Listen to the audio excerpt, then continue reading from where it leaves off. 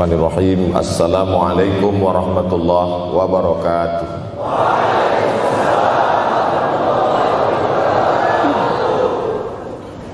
Alhamdulillahi wa kafa, wassalatu wassalamu ala al-habibil mustafa wa ala alihi wa ashabihi ahli tuqa wal wafa. Subhanaka la ilma lana illa ma 'allamtana innaka antal alimul hakim. Rabbi shrah li sadri wa yassir li amri wahlul 'uqdatam min lisani yafqahu qawli. Yang sama-sama kita hormati bapak-bapak wakil rektor, tidak dapat saya sebutkan satu persatu, ketua takmir masjid, hadirin hadirat jamaah fardu subuh, bil khusus adik-adik mahasiswa mahasiswi, insyaallah kita semua dimuliakan Allah Subhanahu wa taala.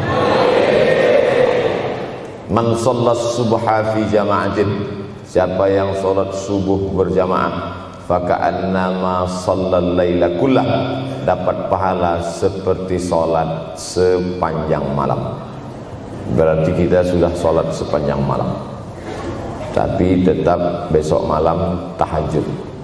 Jangan karena sudah sholat subuh berjamaah lalu tidak lagi tahajud. Apalagi yang memang tak pernah tahajud, dan ini dijadikan alasan. Besok kalau ada orang membangunkan dia, bangun sholat tahajud, man shallas subha fi jama'atin faka'annama shallal laila kullah. Man shalla subha fi jama'atin, siapa yang salat subuh berjamaah, kana fi zimmatillah.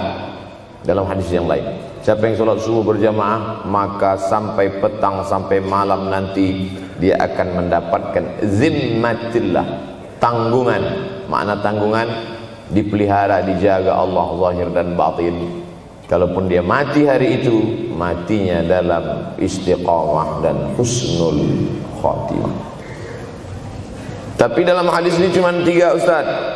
Idza haddatsa kadzaba, bicara dusta, wa idza wa'ada akhlafa, kalau berjanji ingkar, wa idza tumina khana, kalau diberi amanah berkhianat. Dalam hadis lain, kalau sudah terlihat orang salat subuh berjamaah, insyaallah diselamatkan dari nifaq, kemunafikan dalam hatinya. Munafik diambil dari 3 huruf, nafaqa. Nafaq, tanal, terowongan, 2 pintu, ada pintu masuk, ada pintu keluar, punya 2 wajah, berbeda zahir, berbeda batin. Tapi salah satu tanda adalah pada salat subuh. Mudah-mudahan Allah menyelamatkan kita dari sifat munafik. Makanya perempuan-perempuan kalau mau dapat suami yang selamat dari munafik, inilah dia pasukan salat subuh ini. Selesaikan aja dulu 8 semester.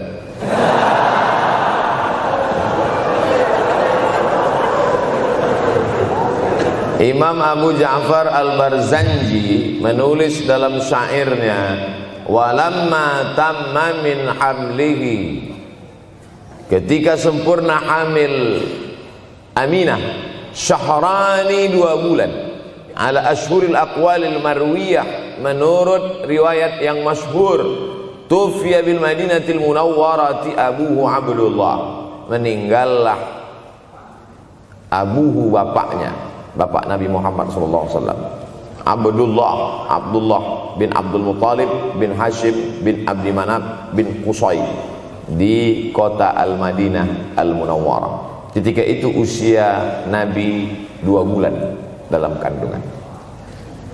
Setelah itu Nabi SAW pun lahir, dibesarkan dalam peluk cium kasih sayang Aminah. Lalu kemudian pada usia lebih kurang 4 tahun dibawa lagi ziarah ke makam ayahnya. Dan dalam perjalanan pulang dari ziarah itu meninggal pula Aminah. Apa pelajaran yang ingin diambil dari kematian ayah dan ibu Nabi ini? Banyak analisa sesuai dengan ilmu orang masing-masing. Bagi psikolog yang katanya pengaruh akal manusia itu dipengaruhi 4, maka kata mereka manusia ini berpikir itu dipengaruhi oleh pertama ayah, yang kedua ibu, yang ketiga bacaan, yang keempat lingkungan. Maka Allah ingin membersihkan Nabi Muhammad sallallahu alaihi wasallam dari 4 ini. Apakah akal Nabi Muhammad itu dipengaruhi oleh ayahnya? Tidak, karena dia tidak sempat bertemu. Apakah Nabi Muhammad SAW itu akalnya dipengaruhi oleh ibunya? Tidak, karena 4 tahun sudah meninggal dunia. Apakah Nabi Muhammad SAW itu dipengaruhi oleh bacaannya? Tidak, karena Nabi tidak bisa membaca. Walladzi ba'atsa fil ummiyina rasulan minhum. Allah yang mengutus dia kepada umat yang ummi, la yaktub wa la yaqra, tak menulis dan tidak membaca. Minhum, dan dia bagian dari mereka, dia juga tidak bisa tulis baca. Apakah Nabi Muhammad SAW itu dipengaruhi oleh lingkungannya? Tidak, karena di lingkungannya zina begitu bebas, tipu muslihat, dan dia tetap dengan jati dirinya bergelar Al-Amin, orang yang paling amanah menurut para psikolog. Tapi ada analisa lain. Mengapa ayahnya meninggal ketika dia berusia 2 bulan dalam kandungan, dan belum sempat pula dia mendapatkan kasih sayang seorang ibu? Di situ pula dia meninggal dunia, ibunya saat dia berusia 4 tahun. Maka salah satu analisanya adalah Allah ingin menjaga Nabi Muhammad SAW tidak sempat durhaka pada ayah dan ibunya, karena orang yang durhaka tak layak menjadi Rasul utusan Allah Subhanahu wa ta'ala. Makanya sehebat-hebatnya bapak Nabi Ibrahim bernama Azar. Apa kata Azar? Wa idh qala Ibrahimu li abihi Azara. Ingatlah ketika Ibrahim berkata kepada bapaknya Azar, atattakhidhu asnaman alihah. Mengapa engkau menjadikan berhala ini sebagai Tuhan, wahai bapakku Azar? Apa jawab Azar? La illam tantahi, kalau kau tidak berhenti menceramahi saya, la arjumannaka, aku lempar engkau pakai batu. Wahjurni maliya, tinggalkan aku untuk waktu yang sangat lama. Pergi sana, kata Azar. Apa jawab Nabi Ibrahim alaihissalam? Salamun alaika, selamat untukmu wahai ayahku Azar. Aku akan memohonkan astaghfirulaka rabbi, memohonkan ampun kepada Allah dosa-dosamu supaya diampunkan Allah. Innahu kana bi hafiyya, sesungguhnya Allah amat sangat sayang dan mengabulkan doa-doa. Nabi Ibrahim sempat bertemu dan tidak melawan. Tapi Nabi Muhammad SAW beda dengan Nabi Ibrahim. Allah buat Ibrahim tidak melawan, tapi ayahnya menjadi durhaka kepada anak. Sedangkan Nabi Muhammad SAW dua-duanya dijaga Allah Subhanahu wa ta'ala. Nabi Muhammad dijaga sehingga tidak sempat durhaka kepada Abdullah dan Aminah, dan Allah pula menjaga Abdullah, menjaga Aminah, sehingga tidak sempat menyakiti manusia yang paling mulia, Nabi besar Muhammad sallallahu alaihi wasallam. Saya tidak memilah-milih nabi-nabi, karena kita memang tidak boleh la nufarriqu baina ahadim mir rusulih. Kita tidak boleh membeda-bedakan antara satu nabi dengan nabi yang lain. Lalu yang membedakan itu siapa? Allah Subhanahu wa ta'ala. Dari cara panggilnya saja berbeda. Kalau Nabi Adam dipanggil Allah, ya Adam uskun anta wa zawjukal jannah. Nabi Yahya dipanggil Allah, ya Yahya khudhil kitaba biquwwah. Nabi Isa dipanggil Allah, ya Isa inni istafaituka 'alan nas. Tapi Nabi Muhammad SAW, Allah tidak pernah manggil dia ya Muhammad. Allah panggil dia dengan dua sebutan. Pertama, ya ayyuhar rasulu balligh, wahai rasul. Dalam panggilannya yang lain, ya ayyuhan nabiyyu jahidil kuffar. Bukan kita yang membedakan, Allah yang membedakan cara panggilan untuk Muhammad sallallahu alaihi wasallam. Begitu juga dengan berdoa. Kalau Nabi Musa alaihissalam, dia yang berdoa, Rabbis shrahli sadri, lapangkan dadaku, wa yassirli amri, mudahkan urusanku. Tapi Nabi Muhammad tidak berdoa, Allah langsung memberi. Apa kata Allah? Alam nashrah laka sadrak. Apakah belum kulapangkan dadamu? Wa rafa'na laka dzikrak, kami angkat bebanmu. Alladzi anqadha dhahrak, yang membebani pundakmu. Belum dia berdoa, sudah dikabulkan Allah, karena janji Allah kepada dia, wala saufa yu'tika rabbuka fatarda, apapun yang kau mau akan kuberi. salah satu penyebab Allah memberi apa yang dimau sebelum meminta adalah kalau tidak pernah durhaka kepada orang tua. Oleh sebab itu judul yang diberikan kepada saya, Ustaz Abdul Somad, nanti tablik akbar di kampus Universitas Ahmad Dahlan. Apa temanya? Biasanya saya diberikan tema untuk anak-anak muda meraih masa depan bebas narkoba dan pacaran. Apa temanya untuk anak-anak muda? Bagaimana pokoknya. Tapi di Universitas Ahmad Dahlan saya diberi tema. Apa temanya? Birrul walidain. Masya Allah. Saya bilang alhamdulillah, untung saya nggak dikasih tema birruz zaujatain. Artinya apa? Sehebat apapun prestasi akademikmu, kalau sampai tidak memuliakan orang tua, hampa di hadapan Allah Subhanahu wa taala. Ada seorang laki-laki, kata Nabi, kalau nanti dia datang kemari minta doa sama dia karena doanya makbul. Sahabat heran, karena sahabat itu definisinya man laqiyan Nabi sallallahu alaihi wasallam wa amana bihi wa mata 'alal Islam. 3 definisi sahabat. Orang yang berjumpa dengan Nabi, beriman dengan Nabi, dan matinya dalam keadaan Islam. Maka itu disebut dengan sahabat menurut ilmu hadis. Makanya ketika saya menjelaskan itu ke mahasiswa, Aisyah yang merupakan sahabat Nabi, komplain mahasiswa. Mohon maaf Ustaz keliru. Aisyah itu bukan sahabat tapi istrinya. Kita bicara ilmu hadis.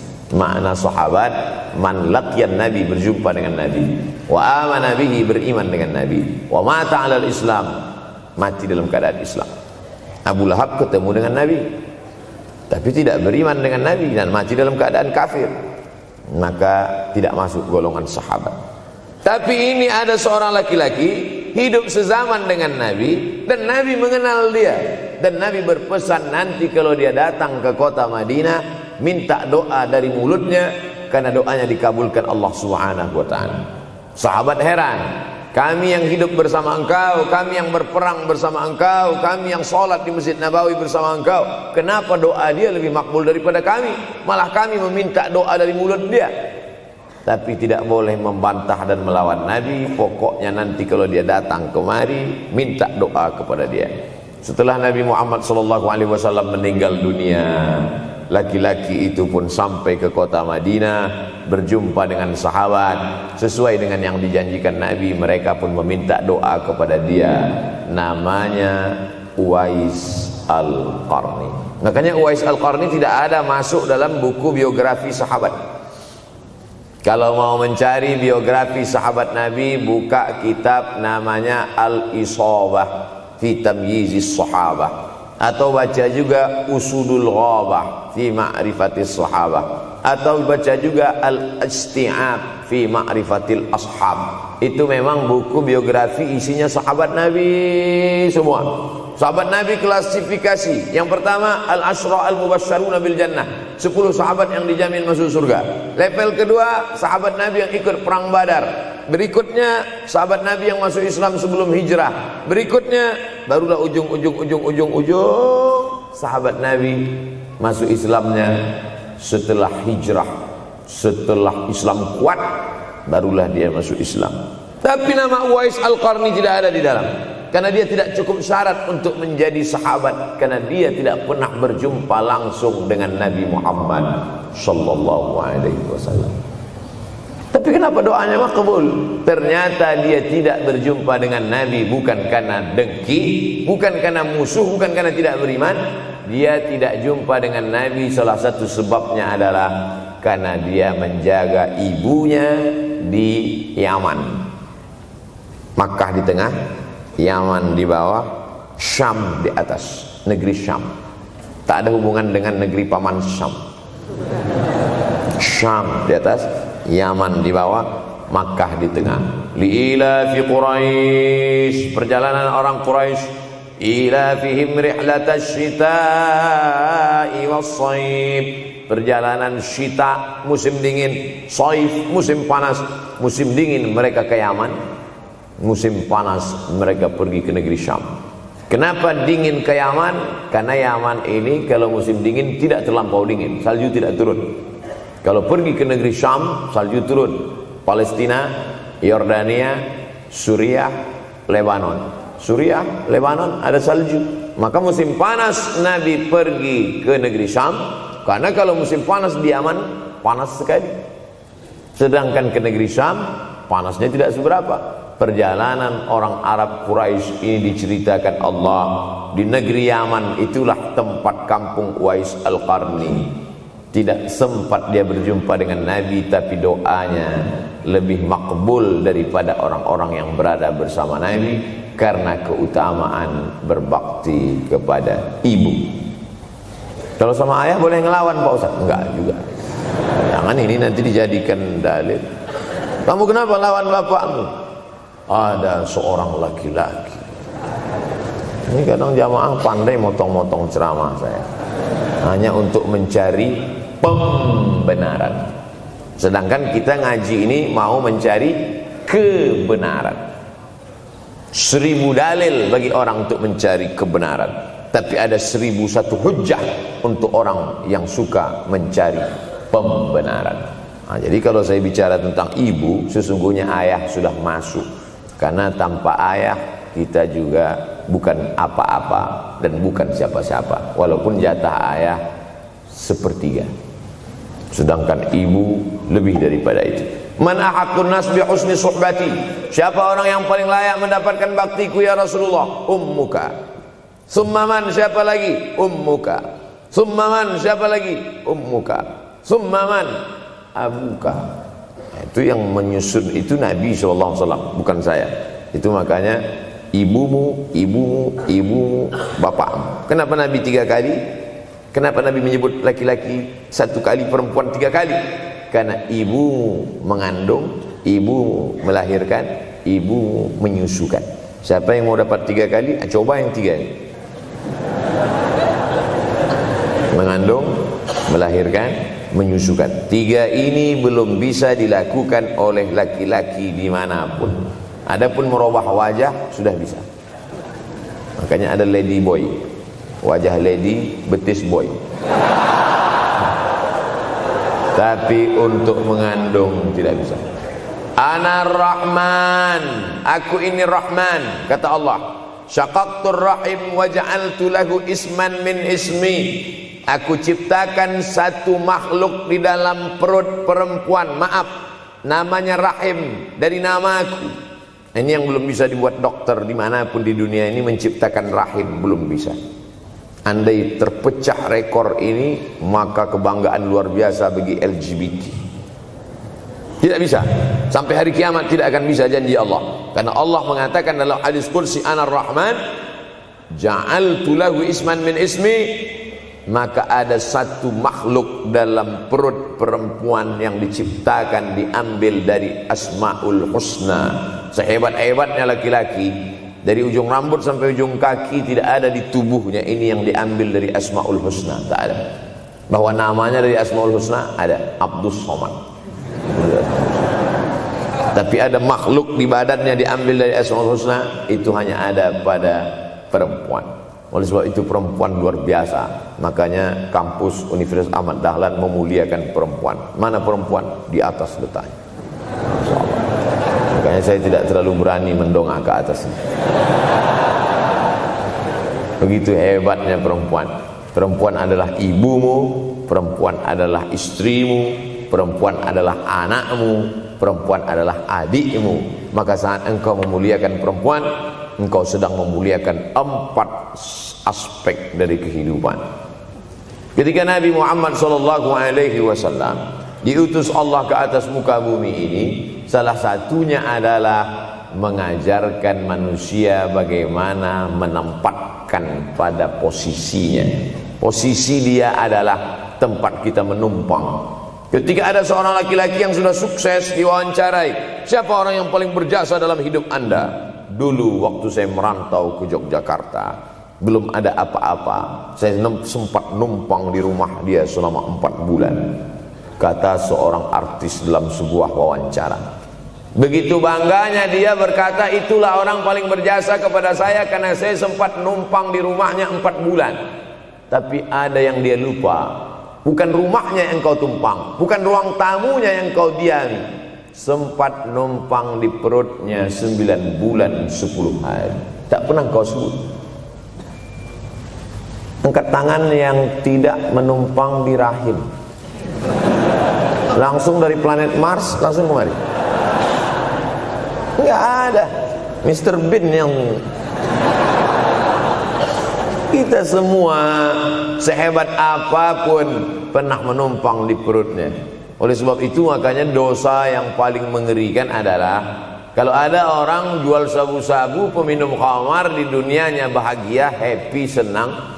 Itu Ustaz, pengedar narkoba, hidupnya aman, adem, ayam, tentram. Di akhirat azabnya baru diberikan Allah Subhanahu wa taala. Ada orang yang pelakor senior tapi hidupnya di dunia senang-senang saja, di akhirat nanti azabnya ditunda. Namanya istidraj. Istidraj diambil dari kata daraja, tertunda. Azab yang tertunda. Sudah jadi judul sinetron. Azab yang tertunda. Tapi ada satu perbuatan dosa yang pasti di dunia dirasakan. Apa itu? Durhaka pada orang tua. Orang yang durhaka pada orang tua, di dunia dia tetap dapat, di akhirat dapat sekali lagi. Itu janji Rasulullah SAW. Lama hidup banyak dirasa, jauh berjalan banyak dilihat, lama jadi ustadz banyak yang curhat. Maka tidak 1 2 itu saya lihat dalam kehidupan.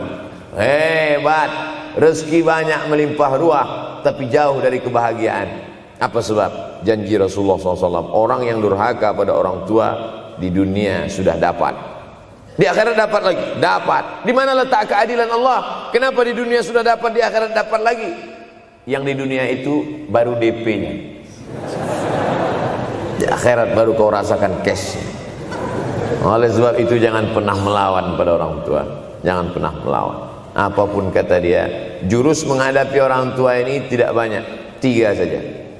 Kalau dia marah-marah, kalau dia cerewet, kalau dia ngamuk-ngamuk, pertama diam. Pulang kampung marah dia. Saya bolak-balik kirim uang belanja, kenapa kamu IP-nya 2,0? Diam. Yang kedua, diam. Yang ketiga, diam. Kalau belum bisa membahagiakan, jangan susahkan dia. Kalau belum bisa menunjukkan prestasi, jangan susahkan hatinya. Jangan sampai belum ketemu dengan wajah kita pun dia sudah susah hati. Baru nama kita muncul di HP-nya, kumat darah tingginya. Bunyi handphone dia lihat nama kita di situ, langsung berubah detak jantung. Karena ternyata bukan nama kita di situ dia buat. Siapa? Troublemaker. Oleh sebab itu jangan susahkan orang tua. Saya tidak ujuk-ujuk langsung jadi ustadz. Saya sempat jadi mahasiswa terlama di dunia. Saya kuliah di Mesir tahun 1998 sampai 2002. 4 September 1998 menginjakkan kaki di Kairo. November pulang tahun 2002. Tidak pernah sekalipun saya menyusahkan orang tua saya. Tak pernah saya minta uang pada mereka. Sampai almarhumah emak saya bertanya, kau makan apa di sana? Makan nasi, saya bilang. Dari mana dapat uang? Beasiswa saya cukup, Mak. 162 pon. 50 untuk makan, 50 untuk rumah, tinggal 62. 20 dibagi lagi untuk ongkos, 20 untuk buku, 20 disimpan, mana tahu demam sakit gak ada uang. Sampai pulang. Sampai akhirnya dia kasih tanya, gimana caranya ngirim uang supaya nanti di akhirat kalau Allah bertanya, pernah gak ngirim uang? Pernah. Ya, saya tak mau menyusahkan. Saya menganggap kalau nanti saya minta hatinya susah, kalau nanti saya banyak minta, saya tak bisa balas, maka saya bukan berarti mengajak adik-adik tidak minta uang. Saya paham tak semuanya dapat beasiswa, artinya minta. Cuman kalau minta ya pulang nanti sampaikan ke orang tua, saya sudah dengar ceramah Ustaz Somad, maka saya tidak minta lagi, man. Tidak.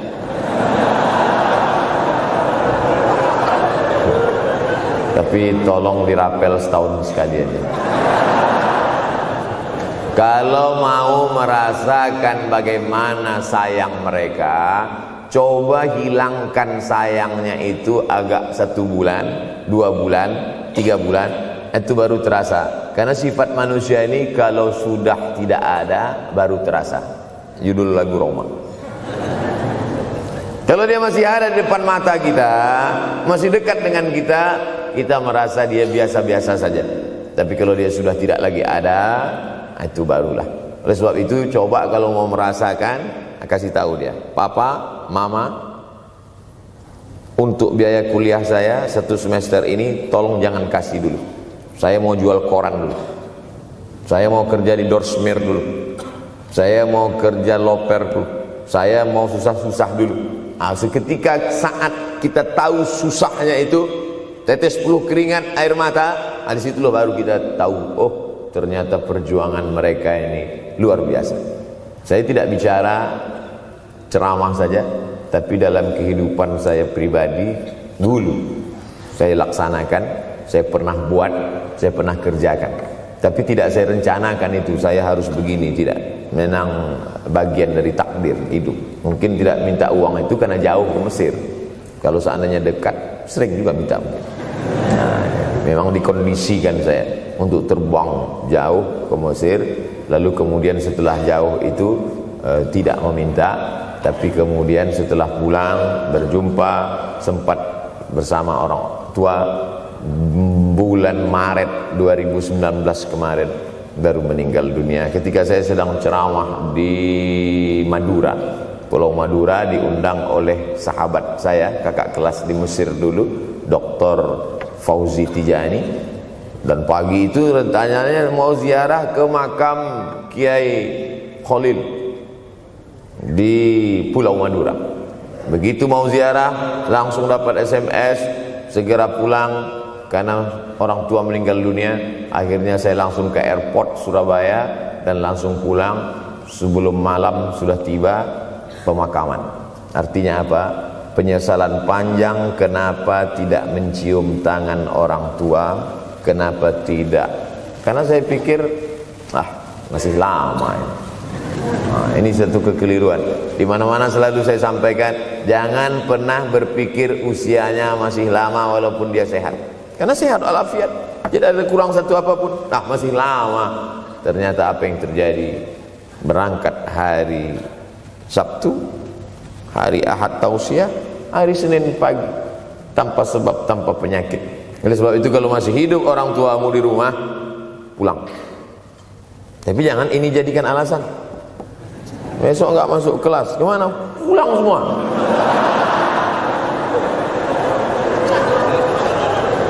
Pulang sesuai dengan kondisi, situasi dan keadaan. Pulang. Kalau masih bisa membahagiakan dia, apa makanan kesukaannya, belikan. Suka makan apa dia, belikan. Itu yang dia inginkan. Andai kita gendong dia dari Yogyakarta berangkat ke kota Makkah, sampai di Makkah tawaf 7 putaran, dari Safa ke Marwah, pulang lagi ke Jogja, belum tentu dapat membayar sekali teriakan dia saat mengeluarkan kita ke alam dunia. Jadi banyak orang terlalu membanggakan. Saya sudah banggakan dia Pak Ustaz, saya sudah bayarkan ONH-nya. Berapa? Baru DP-nya. Sudah merasa berbakti kepada orang tua? Belum. Makanya digunakan kata birrul walidain. Kenapa Allah tidak menggunakan kata husnul walidain?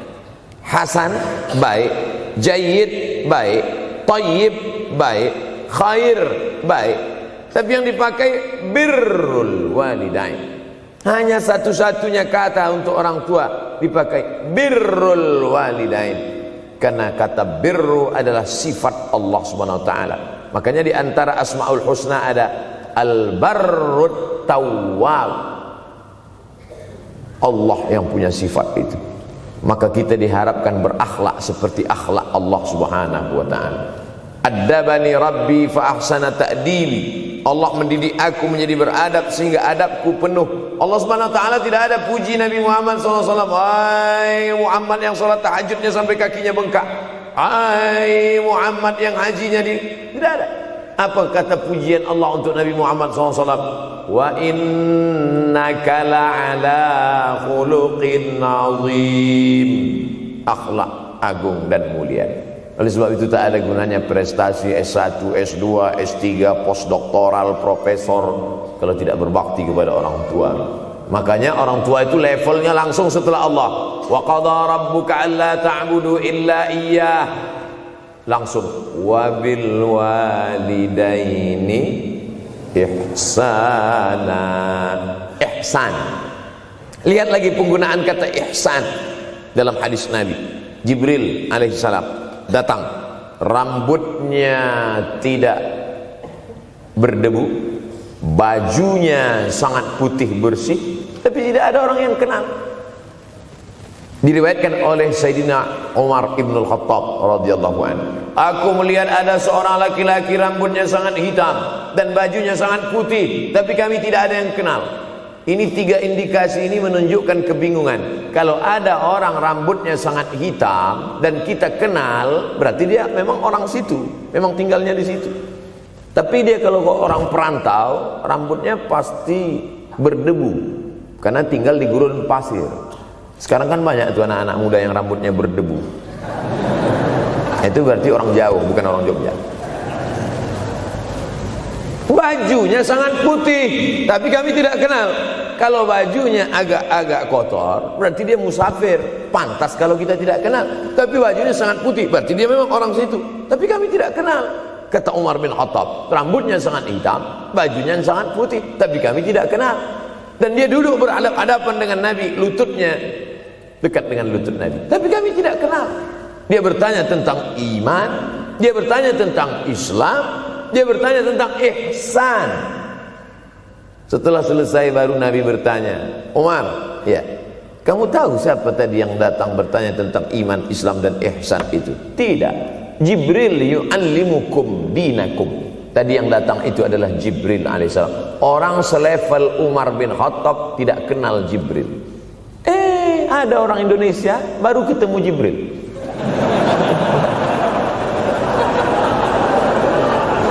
Umar bin Khattab kalau lewat di suatu jalan, kalau Umar bin Khattab lewat jalan Sudirman, maka setan lari ke jalan lain.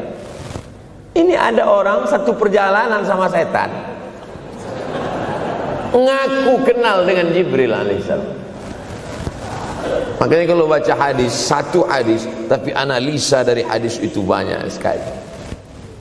Umar tidak kenal dengan Jibril kecuali setelah Nabi Muhammad SAW yang bercerita mengenalkan. Dari mana Nabi tahu? Nabi dapat wahyu dari Allah Subhanahu wa ta'ala. Tapi ada analisa lain. Apa maknanya? Allah menggunakan kata ihsan untuk orang tua, Nabi menggunakan kata ihsan untuk Allah.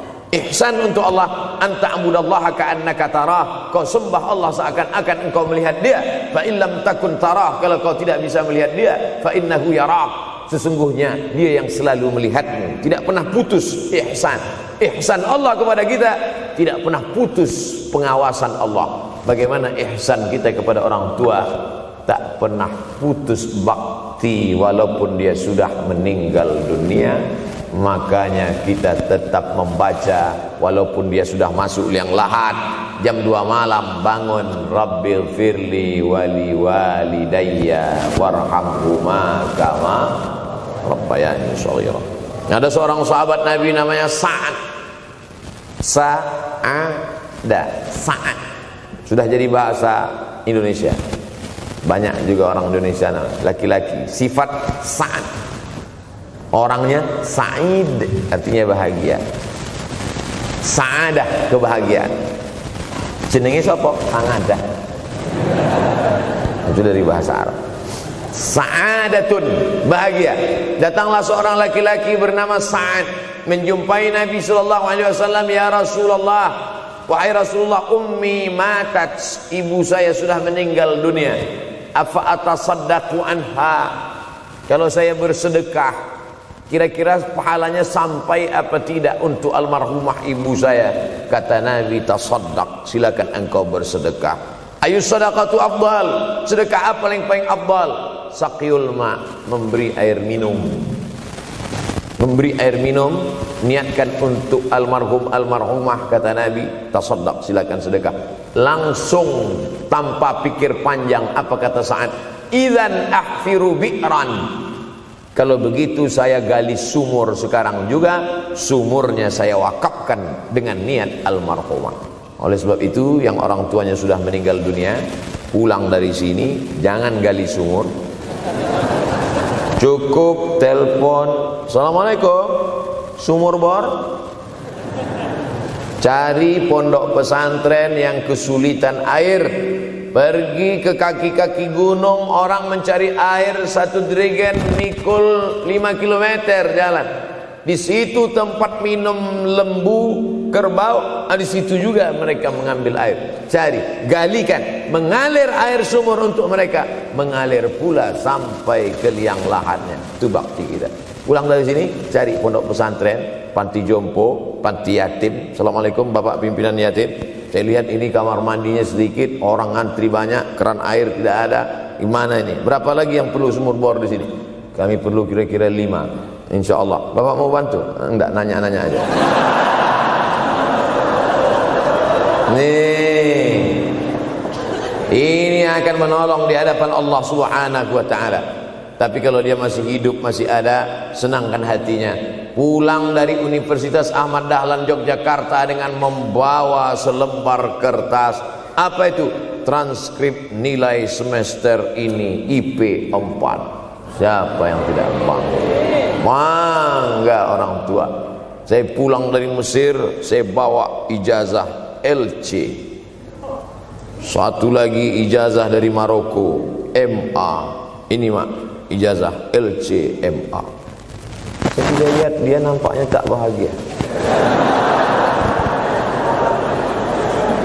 Karena dia dulu waktu saya kecil nyuruh saya, kamu mesti doktorandus. Itulah cita-cita ya dia yang tidak sampai. Saya mesti doktorandus. Di mana mau mencari titel doktorandus sekarang?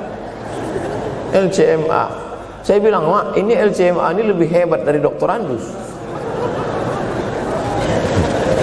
Artinya apa? Bahwa menyenangkan hati orang tua itu ketika hati dia terbuka, bahagia, disitulah pintu-pintu rezeki itu terbuka. Turun barokah-barokah itu. Buah kalau matang itu dijolok, jatuh. Dan menjatuhkan rahmat Allah itu, membuka pintu-pintu langit, mengetuk pintu-pintu rahmat dan ridha Allah dengan ridha orang tua. Makanya kata Nabi, ridha Allah fi ridhal walidain. Kalau Allah ridha, maka semua yang kau mau dia berikan. Orang kalau sudah ridha itu artinya senang. Orang kalau sudah senang, semua dia kasih. Apa yang ada di tangannya, itu dia berikan. Tadi malam sampai di hotel, datang seorang jamaah, buka cincinnya. Cincin paling dia sayang, dia kasih ke saya. Laki-laki. Nah nih Ustaz Somad, ambil. Duduk saya tadi, duduk. Datang anak muda, dia lihat saya tak pakai sorban, dikasihnya sorban. Cuman akadnya belum jelas apa ngasih atau pinjam, Allah. Orang kalau sudah senang hatinya, semua dia kasih. Begitulah orang kalau sudah dapat ridha Allah Subhanahu wa ta'ala. Kita baru berharap dapat ridha Allah. Makanya habis salat subuh selalu diajarkan, raditu billahi Rabba, aku ridha engkau sebagai Rabbku ya Allah. Apakah Allah ridha terhadap kita? STJ, status tak jelas. Cara mendapatkan ridha Allah, pancing dengan ridha orang tua. Senangkan hatinya, terbuka pintu rezeki. Makanya sulit hidup kita, sempit. Dari kerut kening kita udah kelihatan. Kenapa? Karena tidak ada ridha Allah akibat tidak pernah menyenangkan hati orang tua. Senangkan orang tuamu, jadikan dia seperti raja, maka rezekimu akan melimpah seperti rezeki raja-raja. Bukan hadis Nabi, dapat saya dari grup WhatsApp. Senangkan saja hatinya, apa yang dia mau beri, tapi dengan cara yang halal. Nah, ini harus dalam kurung syarat dan ketentuan berlaku. Jangan gara-gara ceramah ini nanti pulang kalian ke rumah, papa, mama, ini ada mobil, ini ada rumah, ini berangkat pergi haji. Wow, orang tua senang, 2 bulan masuk KPK. Innallaha tayyibun, Allah maha suci, la yaqbalu illa tayyiban. Allah tidak menerima kecuali yang suci-suci saja. Wa anfiqu, berinfaklah. Wa anfiqu, bersedekahlah. Wa anfiqu, berwakaflah. Wa anfiqu, berzakatlah. Min thayyibat, yang baik-baik. Yang tidak baik tidak diterima Allah Subhanahu wa taala. Kamu lagi ngapain? Nyuci. Lagi ngapain? Nyuci. Pakai air apa? Air kencing. Begitu kata Syekh Abdul Wahab Asy-Sya'rani dalam kitabnya Tanbihul Mughtarrin. Tanbih, peringatan. Mughtarrin, pada orang yang tertipu, menyangka sedang berbuat baik padahal sebenarnya tidak baik. Itu yang disindir Allah dalam Al-Quran. Wa yahsabuna annahum yuhsinuna sun'a. Mereka menyangka sedang berbuat baik. Nah, ini juga tidak betul. Niatnya sudah baik, membahagiakan orang tua, tapi caranya tak betul. Mama, papa, alhamdulillah kuliah saya sudah selesai, ini skripsi saya.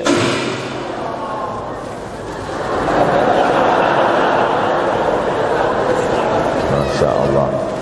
Bayangkan kalau kiamat tiba-tiba terjadi.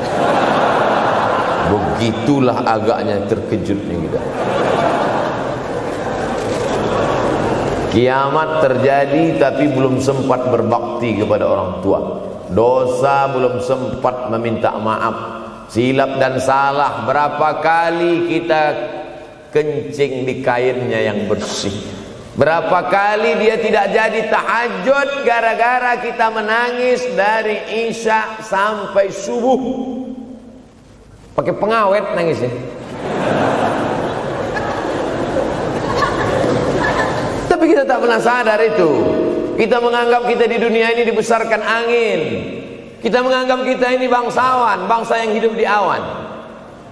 Berapa kali dia tidak jadi sholat duha gara-gara kita kencing. Berapa kali nasi yang sudah mau disuap masuk ke mulutnya tak jadi. Bahkan dia tidak makan sama sekali. Dan berapa kali makanan dia belikan hanya untuk susu, hanya untuk menyenangkan kita. Pernah kita balas. Dan dia tidak pernah minta balas itu. Oleh sebab itu siapa yang mengingatkan? Abdul Somad diberikan judul berat ini.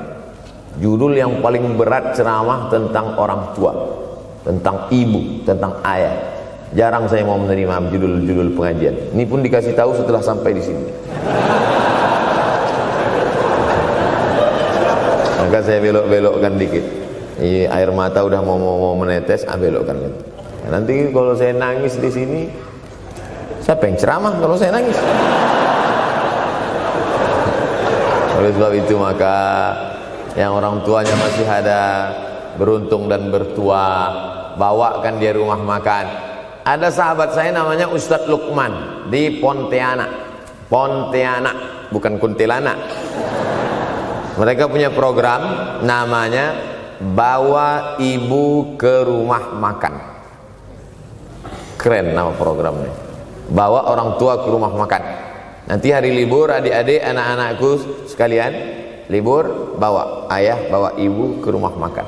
Ketika Ustadz Lukman cerita itu ke saya, Ustadz Somad, kita punya program baru nih. Apa nama programnya Ustadz? Bawa ibu ke rumah makan. Alhamdulillah Ustadz Lukman, seluruh rumah makan di Pekanbaru tempat tinggal saya itu, semua sudah saya bawa. Emak almarhumah saya bawa sup tunjang, saya bawa rendang, saya bawa goreng ayam, saya bawa goreng puyuh, saya bawa. Cuman ada rumah makan ular sawah itu yang tak saya bawa singgah. Lain dari itu sudah saya bawa. Tak ada penyesalan dalam hati. senangkan hatinya. Apa pakaian yang dia suka? Orang tua itu tidak minta yang besar, asal ada saja. Pulang dari Yogyakarta sampai ke rumah, ini tadi ada nampak sedikit tanda terkenang, kalau banyak makan sendiri.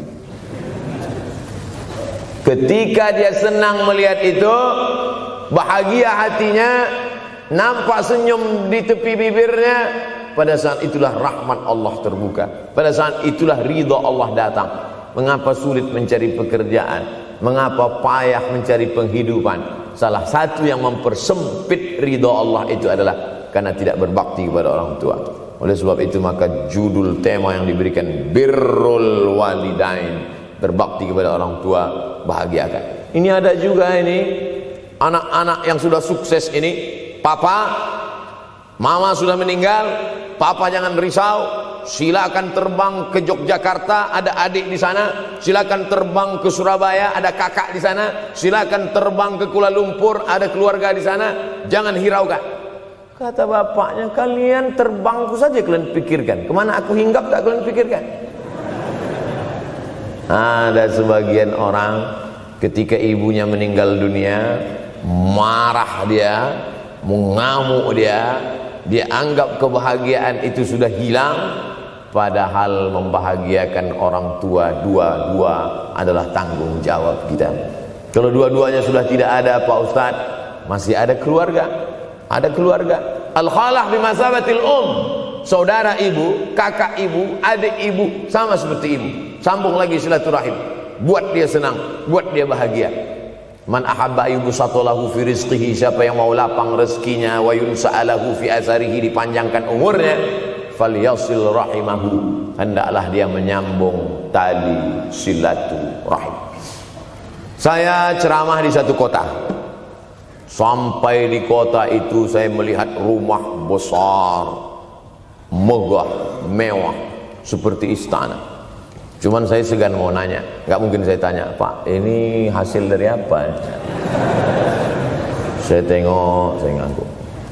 Kawan-kawan saya yang ikut di situ seperti ngelihat kucing semuanya. Mantap. Setelah dulu makan, habis makan minum, habis itu Sohibul Bait yang punya rumah pun cerita, Ustadz Abdul Somad, iya Pak. Dulu ini hanya bambu-bambu yang dikasih daun, yang dikasih terpal. Tempat apa Pak? Tempat ibu saya buat pengajian. Setiap tahun dibuat begitu. Pasang tiang-tiang kayu, pasang terpal, daun-daun, pengajian ramai. Sampai akhirnya saya berkata, Bu, pengajian kita hentikan saja, stop. Saya tidak sanggup lagi pasang tenda, pasang terpal ini. Tapi akhirnya apa kata ibu saya? Nanti setelah saya tidak ada, pengajian ini terus kamu buat. Allah bukakan pintu rezeki Ustaz Somad. Inilah yang terjadi sekarang. Saya belikan orang tua saya itu rantai, saya belikan gelang, saya belikan cincin. Bulan depan saya datang, sudah nggak ada lagi. Mana gelangnya Mak? Nggak ada. Mana rantainya Mak? Nggak ada. Mana cincinnya? Nggak ada. Kemana? Itu kan emas mahal. Sudah saya jual. Untuk apa? Untuk bersedekah ke fakir miskin. Rupanya gelangnya, rantainya itu habis dia berikan sedekah fakir miskin. Tobatkah si bapak untuk berbakti? Tidak. Bulan depan dia belikan lagi. Sampai akhirnya diberikan Allah balasan melimpah ruah. Ternyata ini rahasia dari keberhasilan hidup, karena menyenangkan hati orang tua. Saya tak sebut nama, saya tak sebut lokasi, tapi yang mau berkunjung nanti saya kasih lokasi tepatnya. Saya kasihkan nanti alamat dari Google, saya kasih. Supaya melihat secara nyata, kalaulah rezeki itu hanya diberikan kepada orang yang bersungguh-sungguh, pergi pagi pulang petang, peras keringat, banting tulang, maka tentu yang kaya itu adalah sapi yang membajak dari pagi sampai sore. Kalaulah kekayaan, keberhasilan itu diberikan yang paling pandai memanjat, maka tentu yang kaya itu monyet. Tapi Allah berikan kepada siapa yang dia ridhai. Dan penyebab ridha Allah itu adalah karena orang tua yang senang hatinya. Yang sempat durhaka, tidak sempat minta maaf, meninggal dunia dia sudah, apa boleh buat? Kau sudah booking seat di neraka. Yang sudah sempat durhaka, tidak sempat minta maaf, meninggal dunia gara-gara dia pecandu narkoba, pemabuk, pezina, mati. Orang tua dalam keadaan susah. Berapa kali saya ketemu ibu-ibu selesai pengajian, pergi saya ke tempat parkir, ibu tua 70 tahun menangis. Ibu nangis kenapa bu? Anak saya Pak Ustaz. Kenapa dia? Disuruhnya saya jual tanah. Mama jual tanah. Untuk apa mama megang tanah? Udah tua aja pun jual. Mestinya anak itu yang menyenangkan hatinya di hari tuanya, bukan malah menyuruh jual tanahnya. Jual tanah supaya dia bisa bangun rumah, jual tanah supaya dia bisa menyekolahkan anak-anaknya. Na'udzubillah. Sudahlah tidak membahagiakan, malah menyusahkan. Ustaz, anak saya nyuruh saya jual tanah saya supaya dia senang, supaya dia dapat duit. Gimana nih Pak Ustaz? Mungkin si ibu berharap saya menjawab, ibu sabar aja ya bu, sabar ya. Ibu salah tanya bu. Kalau mau sabar cari ustadz lain, ada spesialis sabar, bukan saya. Begitu dia kasih tahu, anak saya maksa saya jual tanah saya, Pak Ustadz gimana? Mana alamat rumah anaknya? Mana? Saya mau datang. Mana? Anak durhaka, neraka jahanam tempat kau.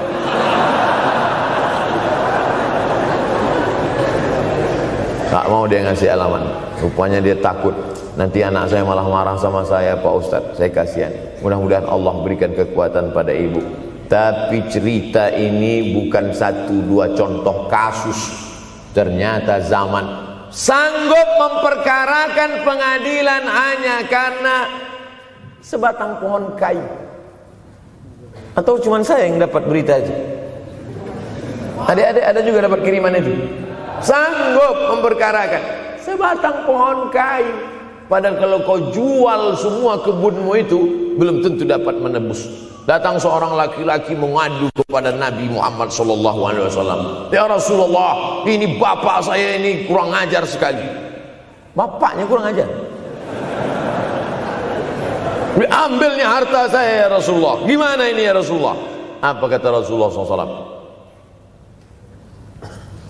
Anta wa maluka li abik.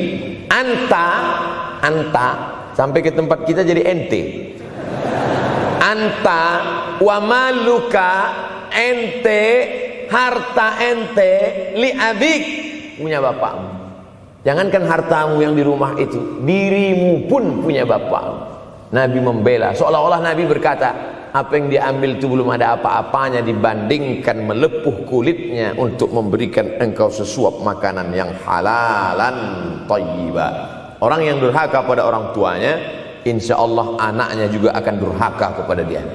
Oleh sebab itu maka jangan pernah durhaka. Kalau sempat durhaka lalu kemudian meninggal dunia dia, Pak Ustaz, sudah meninggal pun tetap masih bisa berbakti. Pertama dengan doa, kedua dengan sodakoh. Kalau kebetulan rezeki banyak sodakoh.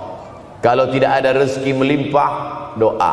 Bangun malam, Rabbi firli wali walidayya warhamhuma kama Rabbi firli, ya Tuhanku ampunkan aku, wali walidayya, ibu dan ayahku, warhamhuma, sayangi mereka berdua, kama, sebagaimana Rabbayani shaghira, sebagaimana mereka mendidik aku. Coba kita lihat susunan kalimatnya, seperti ada kekeliruan kalimat. Na'udzubillah, mana mungkin kalimat Allah keliru. Allah ingin menegur kita, sayangi mereka sebagaimana mereka mendidik aku. Mestinya kalimatnya kan tidak begitu, sayangi mereka sebagaimana mereka menyayangi aku. Tapi ternyata sayang belum tentu mendidik, tapi mendidik pasti sayang. Karena bunyi kalimatnya, sebagaimana mereka mendidik aku. Jadi banyak juga anak-anak ini tidak sayang karena salah didik. Disangka sayang itu dengan ngasih motor, disangka sayang itu dengan ngasih gadget, Disangka sayang itu dengan ngasih transfer uang yang berlebihan. Belum tentu sayang. Dulu ada insinyur arsitek yang membangun salah satu rumah keluarga saya. Kuliahnya di Jogja. Cerita dia, dulu saya kuliah di Jogja, Ustadz Abdul Somad, insinyur. Terus teman kami sakit di kos-kosan. Kami bingung mau nelpon siapa. Akhirnya datang mobil mewah, parkir polisi, tentara, ramai. Barulah kami tahu rupanya dia anak menteri. Jadi sayang orang tua itu bukan mesti dibelikannya apartemen, dibelikannya mobil, belum tentu. Boleh jadi itu justru menjerumuskan anak. Diberikan apartemen, diberikan mobil mewah. Habis 2 bulan kena virus HIV AIDS. Tapi kalau dibuatnya kita jauh, saya yakin adik-adik kuliah di Universitas Ahmad Dahlan, ada yang dari timur Indonesia, ada yang dari Sumatera, lalu kemudian di tengah kesendirian, belum makan, uang kos belum bayar, transfer macet, datang setan berbisik, hei, sebetulnya kau anak yatim piatu yang dibuang. Bukan, orang tuamu bukan tidak sayang, dia hanya sedang ingin mendidik supaya engkau menjadi anak yang mandiri. Maka nanti kalau sedang duduk termenung gitu, tiba-tiba datang bisikan, pergilah cari jembatan, terjunlah. Maka saat itu katakan dalam hatimu, lawan, hei setan. Orang tuaku sayang kepadaku, dia hanya ingin supaya aku mandiri. Ada orang tua yang salah didik kepada anak-anak, sampai mengikat tali sepatu pun anak tidak pandai. Baru mau mengikat tali sepatu, sudah diikatkan. Baru mau makan, sudah disuapkan. Akhirnya anak tidak punya keberanian untuk hidup. Harta dia punya, uang dia punya, materi dia ada. Satu yang dia tidak punya, tidak ada mental. Tapi anak-anak, adik-adik Universitas Ahmad Dahlan adalah orang yang punya keberanian untuk hidup. Betul? Yang di hadapan saya ini, siapa yang tidak punya keberanian hidup? Ini yang jam 5:30 masih belum hidup lagi. Tidak punya keberanian untuk hidup, hidupnya terlambat. Tapi mahasiswa Universitas Ahmad Dahlan punya keberanian untuk hidup. Bahkan mungkin dia lebih dulu hidup daripada saya. Lebih dulu bangun dia tadi. Alhamdulillahillazi ahyana ba'da ma amatana wa ilaihil nusyur. Tengok jam, oh rupanya masih jam 1, tidur lagi. Saudara yang dimuliakan Allah Subhanahu wa taala. Maka my life, my adventure, hidup saya adalah petualangan saya. Ini yang mau kita harapkan, berani menghadapi tantangan. Ada orang yang menganggap hidup ini ya simple-simple aja lah Pak Ustaz. Tapi ada orang ingin hidup ini penuh dengan perjuangan. Sama seperti makanan, ada orang simple aja, nasi, kecap, telur rebus, dah cukup. Tapi ada orang mau ada goreng ayamnya, ada rendangnya, ada supnya, ada tom yamnya, ada lengkap semua. Begitu juga hidup ini. Ada orang yang simpel aja, ambil goreng ikan, makan. Tapi ada satu lagi enggak, pergi naik mobil sampai ke tepi hutan, naik motor, habis itu nyewa speedboat sampai di tengah laut mancing. Ujung-ujungnya ikan juga. Yang dia nikmati bukan ikannya, tapi yang dia nikmati adalah proses untuk mendapatkan ikannya. Faham? Itu enaknya ngomong sama mahasiswa. Coba kalau yang masyarakat biasa, kita udah capek cerita, selesai ada pertanyaan, Ustadz maksudnya tadi apa ya? Aduh, capek gitu. Saya terus terang kalau ceramah di depan mahasiswa ini bangkit semangat saya lagi. Ini sekarang rasa-rasa umur 24. Tapi begitu nanti sudah mulai agak jauh dari mahasiswa, balik 42 lagi. Nah, makanya saya senang kalau diundang ke kampus-kampus. Saya kalau di Jogja diundang di kampus terus, walaupun nggak semua nerima.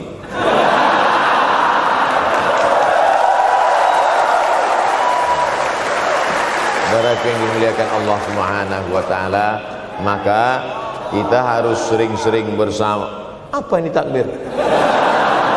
Takbir itu ngusir setan. Tadi saya ceramah jam 4:30. Sekarang sudah jam 5:30 Artinya saya sudah ceramah 70 menit. Ini sudah keluar dari kode etik. Karena di mana-mana saya ceramah 60 menit. Kenapa bisa Ustaz Somad ceramah 70 menit di Universitas Ahmad Dahlan ini? Kenapa? Semangat. Semangat yang membuat kita. Padahal berdiri lagi. Tahan, belum sarapan lagi. Tahan. Artinya apa? Yang membuat kita kuat itu bukan materi, bukan makanan, tapi semangat. Maka jangan sempat kehilangan semangat. Bangkitkan semangat. Semangat terus. Semangatnya apa? Semangat ingin membahagiakan orang tua. Kalau lupa, tulis. Biasanya mahasiswa ini kan suka lupa. Tulis di dinding kamar. Semangat bahagiakan calon mertua.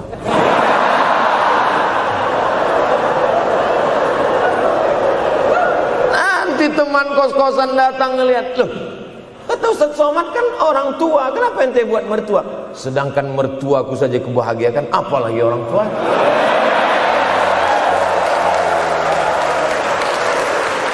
Begitu hebatnya. Cuman kadangnya kita hanya mendapat ini hanya di sinetron-sinetron saja. Real nyatanya di mana? Datanglah ke Universitas Ahmad Dahlan. Jadi hidup ini harus ada target yang mau dicapai. Banyak orang targetnya nggak benar. Saya ingin menjadi orang yang punya kepribadian, Pak Ustadz. Rumah pribadi, mobil pribadi.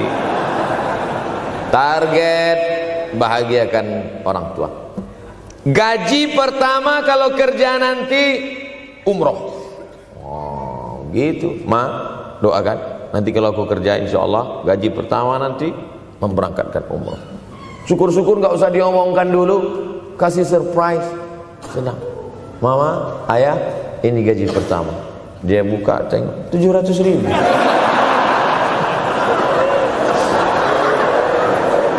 Menangis dia menerima gaji pertama itu.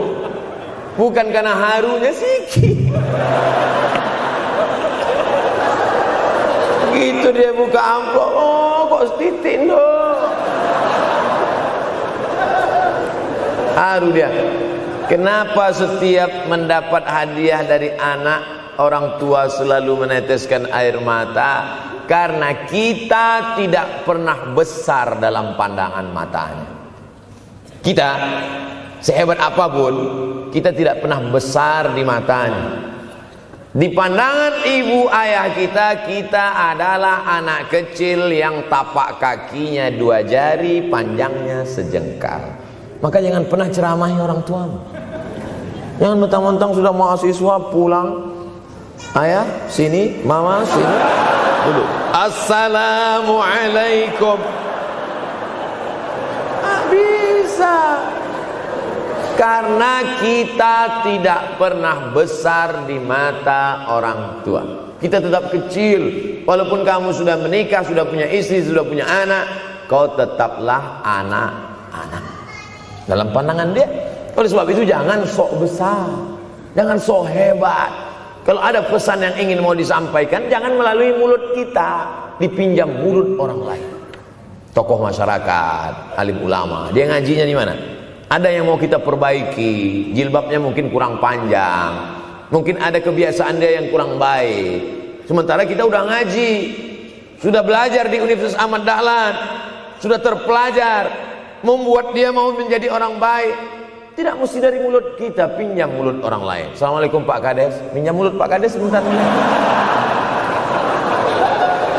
Pak Kades, ayah saya kan orangnya baik sama Pak Kades. Iya, nanti kalau saya ngomong dia nggak dengar. Jadi saya mohon tolong Pak Kades. Pak Kades, ayah saya sampai sekarang belum sholat Pak Kades. Jadi tolong Pak Kades nasihati dia. Kata Pak Kades, saya juga nggak sholat. Hancur dunia persilatan. Oleh sebab itu senangkan. Ini banyak anak-anak yang udah ngaji, yang sudah aktivis masjid, merasa ingin orang tuanya baik, dia sendiri menceramahi, nggak ketemu, nggak connect dia. Ayah sini, orang yang tidak sholat neraka jahanam tempatnya. Sakit hati, meleleh air matanya. Sekali kau buat air matanya menetes, maka kau akan berenang dalam kesengsaraan. Jangan pernah buat dia menangis. Kalau dia nangis haru Pak Ustaz, nggak apa-apa. Cuman kita kan sulit membedakan mana air mata haru, mana air mata sedih. Sama-sama bentuknya air mata. Makanya ada ungkapan, jangan menangis air mata buaya. Kenapa selalu kalau disebut air mata buaya? Karena memang buaya menangis bukan karena sedih, tapi karena kekenyangan. Buaya kalau habis makan orang, keringat, buaya itu tidak ada pori-porinya. Kita kalau berkeringat kan keluar pori-pori, ini keluar air. Buaya nggak ada. Satu-satunya tempat air keluar, itulah. Makanya menangis buaya, keluar air mata buaya. Maka jangan sampai kita nangis karena kekenyangan. Haru dia melihat pemberian kita. Di saat itu menetes air matanya, berdoa, dia memanjatkan doa, mengetuk pintu-pintu langit, terbuka. Masya Allah. Tembus. Pantasan doa mahasiswa Universitas Ahmad Dahlan kabul, rupanya pintu terbuka. Doa kepada Allah Subhanahu wa taala. Kadang-kadang kita merasa doa kita yang dikabulkan Allah, kadang-kadang kita merasa sok hebat. Setelah dia meninggal dunia, barulah kita sadar rupanya selama ini kita hanya menumpang doa. Numpang, bukan doa kita yang dikabulkan Allah ternyata, tapi doa dia. Tapi dia tidak pernah cerita itu. Dia nggak pernah ngomong. Apa pernah dia panggil kita, sini sebentar, aku sudah capek doain itu. Pernah dia bilang itu. Dia cukup mengadu tengah malam, ya Allah, anakku ini jadikan dia berhasil kuliahnya, ya Allah. Sudah hampir 14 semester nggak selesai-selesai. Dia mengadu kepada Allah Subhanahu wa taala. Ma, aku susah ini sekarang. Susah kenapa? Skripsiku ditolak terus. Pembimbing kemarin itu mempersulit terus. Berdoa dia tengah malam, ya Allah, lapangkan hati pembimbing itu supaya anakku cepat, ya Allah. Kalau enggak, matikan dia, ya Allah. Kabul. 2 hari setelah itu meninggal. Tapi kita tidak bisa request. Oleh sebab itu maka banyak-banyak dekatkan kepada orang tua, senangkan. Saya ceramah di Malaysia, dibawa jamaah ke mall. Ustaz Samad, esok kita tak ada tazkirah, tak ada tausiah. Kita nak pusing-pusing. Pusing-pusing maksudnya mutar-mutar. Pergilah kami ke mall. Sampai di lantai atas saya lihat anak-anak muda nyuapin orang tua. Ada restoran mahal, mewah. Itu kabarnya kalau mampir di restoran itu, makan, itu banyak yang nangis melihat harganya.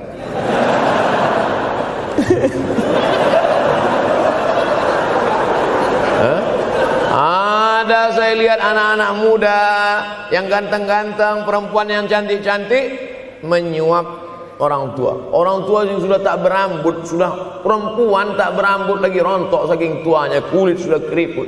Duduk, didorong pakai kursi roda, dibawa ke mall, sampai di itu diberikan restoran tercanggih, termahal, dia sendiri yang menyuapkan makanan.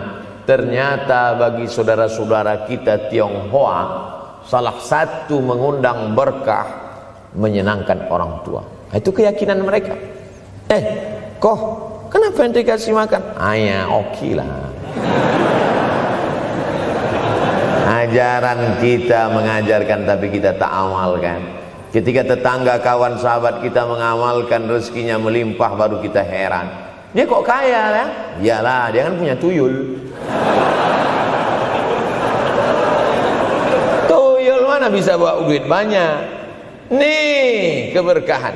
Oleh sebab itu, jangan cuma sekedar ngaji-ngaji aja. Pulang dari sini, kalau memang tinggal di Yogyakarta atau di luar nanti pas liburan, sisihkan uang, bawa dia ke mall, bawa dia ke restoran, senangkan hatinya, bawa dia jalan-jalan. Cuman tetap juga yang logis. Kalau dia udah tua, janganlah dikasih kacang goreng. Sesuaikanlah, agar-agar kasih. Ini nggak perlu dikunyah. Kiri kanan gol, kiri kanan gol. Orang tua bawa kasih kacang, menyiksa itu. Saudaraku yang dimuliakan Allah Subhanahu wa taala, kenikmatan yang terbesar adalah ketika orang tua masih ada bersama kita. Kalau sudah tak ada, nanti saat Idul Fitri, Allahu Akbar, Allahu Akbar, Allahu Akbar, la ilaha, barulah menetes air mata. Mama. Saya kalau sudah menengok orang menangis terlalu berlebihan mengenang orang tua, ini pasti ada, kalau bahasa kampung kami, something wrong. Ini pasti ada sesuatu ini. Karena orang kalau sudah habis tumpah, dia tidak akan menetes lagi.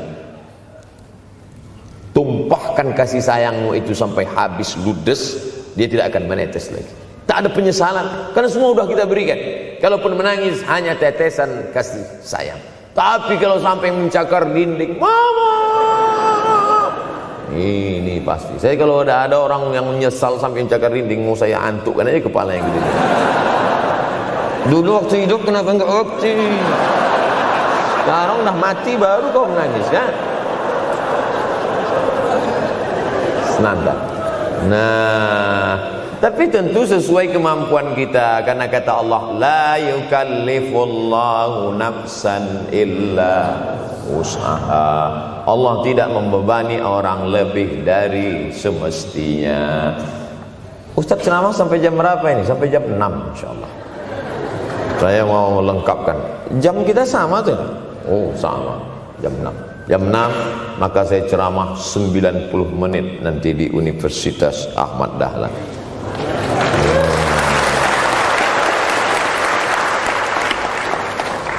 Berceramah di Universitas Ahmad Dahlan merupakan suatu kebanggaan bagi Abdul Somad. Kenapa begitu? Saya pengagum Kiai Haji Ahmad Dahlan, termasuk ulama yang saya kagumi. Lalu kemudian apa kekaguman di antara kekaguman Ustadz terhadap Kiai Haji Ahmad Dahlan? Beliau punya keberanian untuk melawan arus TBC, tahayul, bid'ah, coerafat. Dia berani melawan itu. Dan akhirnya, dan beliau tidak membangun ketokohan. Tidak yang dibangkitkan itu Ahmad Dahlannya, tapi yang dibangkitkan itu metodenya. Yang dibangun itu relnya. Sehingga nanti kalau kereta apinya lapuk, tetap akan ada kereta api baru yang lewat di rel ini. Ini yang dibangun. Dan akhirnya sampai hari ini saya sedang berada di hadapan kereta api yang baru. Ada Thomas.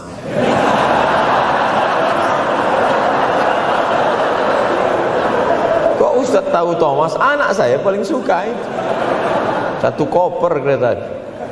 Artinya apa? Bangun rel, maka akan ada lokomotif baru. Dunia boleh berganti, zaman boleh berubah. Idza waqa'an ala ahadikumul qiyamah, kalau kamu sudah mau mati, wa fi yadihi fasilah, di tanganmu ada bibit korma. Sudah mau mati, di tangan ada bibit korma. Apa yang kita lakukan? Ada sebagian orang kalau sudah mau mati, ya wes gua aja lah. Kalau di tanganmu ada bibit korma, gali-gali tanah sedikit, tanamkan. Untuk apa nanam korma sudah mau mati? Bukan kita sempat memakan manisnya, tak sempat bernaung di bawah daunnya yang rindang. Bukan kita yang menikmati, tapi ada orang lain dan pahalanya mengalir ke makam kita. 28.000 ibadah mengalir ke makam Kiai Haji Ahmad Dahlan. Angka 28.000 itu dari mana Pak Ustaz? Angka mahasiswa Universitas Ahmad Dahlan. Ustaz tahu dari mana? Ya makanya kalau orang ngomong tuh dengar. Makanya saya kalau diundang ceramah, Ustaz nanti sebelum ceramah kita ada acara makan dulu. Iya, selama itu saya diam aja. ngumpul-ngumpulkan bahan. Jangan pernah melihat modal materi, tapi kuatkan usaha dan tawakal. Nih, bantuan cuma 6 miliar, tapi ternyata keperluannya berapa? 126 miliar. Tapi buktinya jadi masjid yang besar. Kalau diikutkan modal, mana mungkin cukup? Maka begitu juga dalam menatap hidup ke depan. Kamu kenapa belum juga nikah? Modalnya besar Pak Ustaz. Terus gimana? Nunggu yang gratisan aja lah.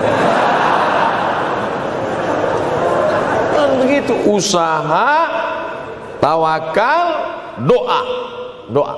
Nah, bagi yang masih lajang, yang mau nikah, itu kalau bisa doanya jangan sir, agak jahar dikit. Ya Allah, umur udah 40. Dengar sama sebelah, loh belum mas katanya, belum. Bodoh.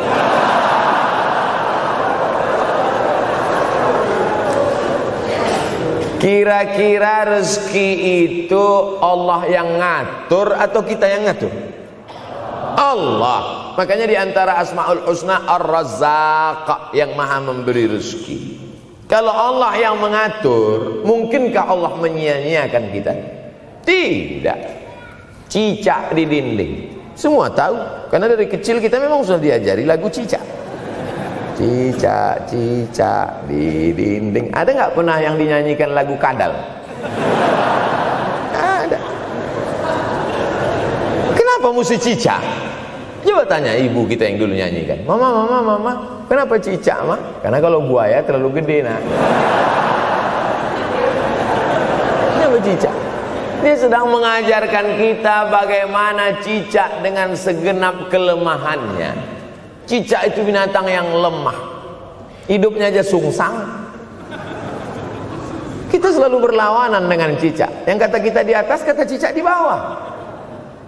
Tapi makanan cicak luar biasa. Apa makanan cicak? Helikopter, nyamuk.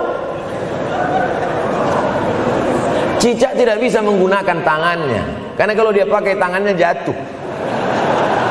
Kadang pakai 4 aja jatuh. Selalu kan kejadian eksiden cicak jatuh. Cicak tidak pernah gunakan tangannya untuk makan, karena dia harus berpegang kuat. Apa yang dia pakai? Lidahnya.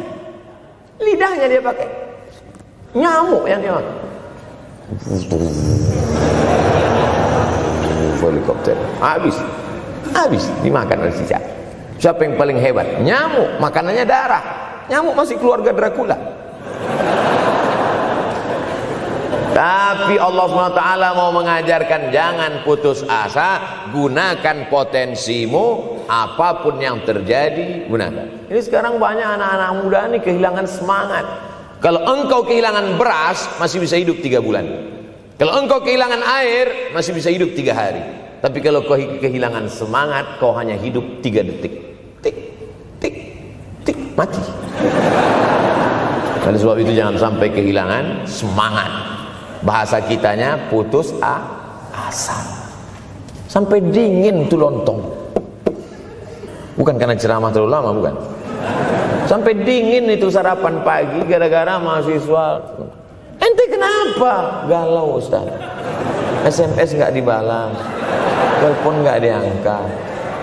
La ilaha illallah Muhammad Rasulullah. Mahasiswa seganteng ini, sehebat ini, begitu cepat putus asa. Saya aja setua ini, sekurus ini masih banyak yang mau. Lihat tuh komen-komen di Instagram, baca tuh komen-komen di YouTube. Ustadz, jadikan aku yang kedua ya. Masa kalian anak-anak muda gagah perkasa, bangkitkan semangatmu, takbir. Banyak yang belum ketemu jodoh. Saudara yang dimuliakan Allah Subhanahu wa taala, maka bangkitkan semangat. Tapi yang namanya semangat ini tidak bisa bangkit dengan banyak. Kita lihat orang bersemangat, pede di depan orang, pede luar biasa. Dia kok pede sekali? Pakai sandal. Banyak juga yang semangat, pede luar biasa, rupanya pakai jimat.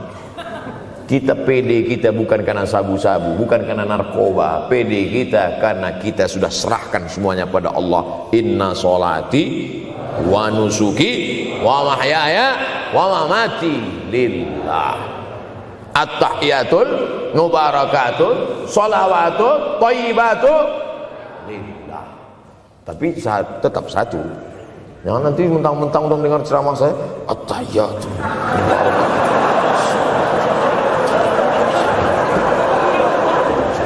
dalam hati saja. Ini bukan punyaku ya Allah, ini semuanya punya Engkau, punya Engkau. Berhasil kalian, sukses kalian, punya apartemen, punya kondominium, punya mobil.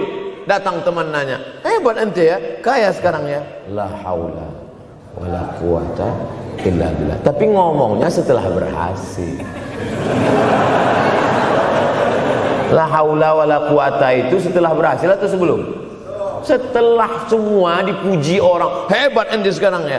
La haula wala quwwata, bukan punya saya, punya Allah. Tapi sekarang banyak orang salah. Ente kok enggak kerja? La haula.